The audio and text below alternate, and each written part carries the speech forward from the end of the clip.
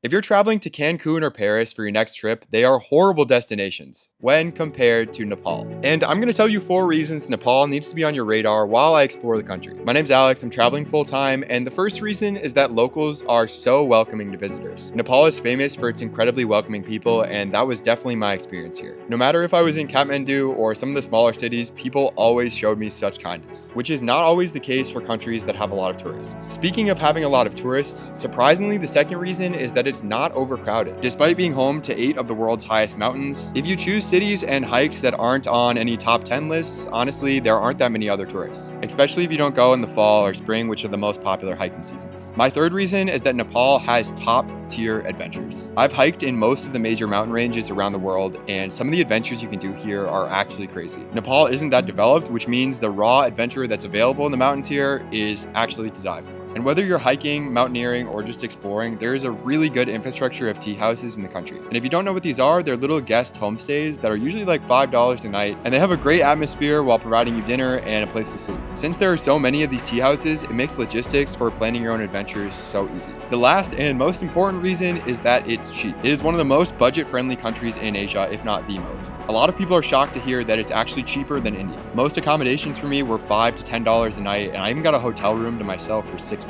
Local meals are only $1 to $3, and if you want Western food, it's usually about $5. There are so many other low-cost nature activities here that there aren't many other expenses when coming to Nepal. I usually choose to adventure with no guide, but if you want one, they're also pretty cheap here too. I hope these 4 reasons why Nepal is amazing won you over, and if you want more destinations for your next trip, I'm traveling full time, so you should follow me.